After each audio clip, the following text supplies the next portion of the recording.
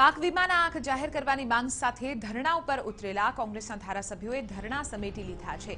જો કે આજે તેઓ અધિક મુખ્ય સચિવને રજૂઆત કરવા પહોંચ્યા હતા, પરંતુ મુલાકાત નહોતી થઈ, જેથી હવે તેઓ રાજ્યપાલ પાસે મુલાકાતનો સમય માંગશે। લોકસભા ચૂંટણી સમયે કોંગ્રેસના ધારાસભ્યોએ પાક વીમાના આંક જાહેર કરવાનો મુદ્દો ઉપાડ્યો, જેને લઈને કોંગ્રેસના ધારાસભ્ય બ્રિજેશ મેરજા, ઋત્વિક મકવાણા, ચિરાગ કલરિયા ખેડૂત આગેવાનો સાથે ગઈકાલે કૃષિ નિયામક ભરત મોદીને મળવા પહોંચ્યા હતા, જ્યાં તેમણે પાક વીમાને લગતી વિગતો માંગી, પરંતુ અહીં સંતોષકારક જવાબ ન મળતા કોંગ્રેસના ધારાસભ્યો કૃષિ નિયામકની કચેરીમાં જ ધરણા ઉપર બેસી ગયા, જેમની સાથે આજે પ્રદેશ કોંગ્રેસ પ્રમુખ અમિત ચાવડા પણ જોડાયા।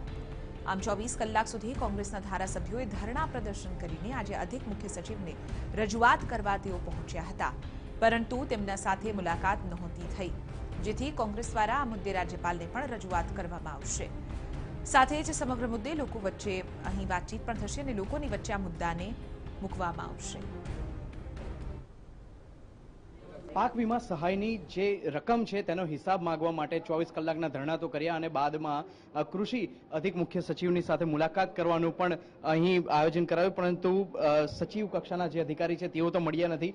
હવે કેવા પ્રકારની રણનીતિ છે, ત્રણેય ધારાસભ્ય સાથે વાત કરીશું। શું કહેશો, હવે શું? હવે આપને કીધું તેમ આ સચિવશ્રી નથી મળ્યા, એટલે અમારા પ્રમુખશ્રી રાજ્યપાલશ્રીનો સમય લઈ લેશે અને રાજ્યપાલશ્રીને અમે આ બાબતે આગળ રજૂઆત કરશું। બ્રિજેશભાઈ, મુખ્યમંત્રીએ પણ એક આક્ષેપ લગાવ્યો છે કે આ તમામ જે ધરણા કરવામાં આવ્યા ગઈકાલથી જે અત્યાર સુધીનો આખો જે હાઈ વોલ્ટેજ ડ્રામા સર્જાયો એ તમામ વસ્તુ એક નાટક છે।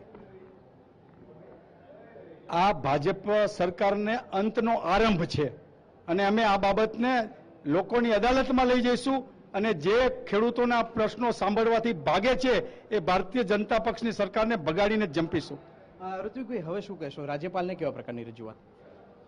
રાજ્યપાલ શ્રી સમક્ષ પણ અમે જે રજૂઆત ખેતી નિયામક પાસે કરી છે એ જ રજૂઆત અમે રાજ્યપાલ શ્રી સમક્ષ કરીશું અને માનનીય મુખ્યમંત્રી જે નાટકની વાત કરી રહ્યા છે એ નાટક સમગ્ર ગુજરાતની જનતાએ જોયું છે અને જે રીતે અધિકારીઓ ભાગી રહ્યા છે, સરકારના પ્રતિનિધિઓ ભાગી રહ્યા છે, એ સમગ્ર ચેપ્ટર ગુજરાત આખાની તમામ જનતાએ જોયું છે, એટલે આ નાટકનો અંત છે એ ખેડૂતો માટે સુખદ જ આવશે, એ પ્રકારની અમારી રજૂઆત હશે।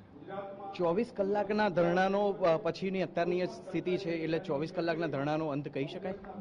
અંત નથી, આ છે ઇન્ટરવેલ છે, બ્રેક છે, અને મુખ્યમંત્રીશ્રીએ એવું કહ્યું કે આ નાટક છે, તો આપના દ્વારા મુખ્યમંત્રીશ્રીને હું નાનકડી ટકોર કરવા માંગુ છું કે જો આને નાટક કહેતા હોય તો આખા રાજ્યમાં તમામ ગુજરાત આખા રાજ્યમાં બધી જગ્યાએ ખેડૂતો આવેદનપત્ર આપે છે, તો શું મુખ્યમંત્રીશ્રી આ બધાને નાટક કહેશે? તો આ નાટક કહેતો હોય તો આખા ગુજરાતમાં નાટક ચાલે છે, તો આ નાટકનો જવાબ તો આપો અને આ નાટકનો અંત આવે। જો આપ આને નાટક કહેતા હો તો આખા રાજ્યમાં નાટક ચાલી રહ્યું છે। ટૂંકમાં જે ધરણા કરવામાં આવ્યા હતા એ ધરણાનો હાલ તો અંત લાવવામાં આવ્યો છે, પરંતુ આગામી સમયમાં રાજ્યપાલને રજૂઆત કર્યા બાદ પ્રજા સમક્ષ જવામાં આવશે અને જાહેરમાં સરકાર પાસેથી, અધિકારીઓ પાસેથી હિસાબ માંગવામાં આવશે, જેથી દૂધનું દૂધ અને પાણીનું પાણી થઈ શકે। કેમેરા પર્સન મનીષ કડિયા સાથે નિર્મલ દવે, TV9 ગાંધીનગર।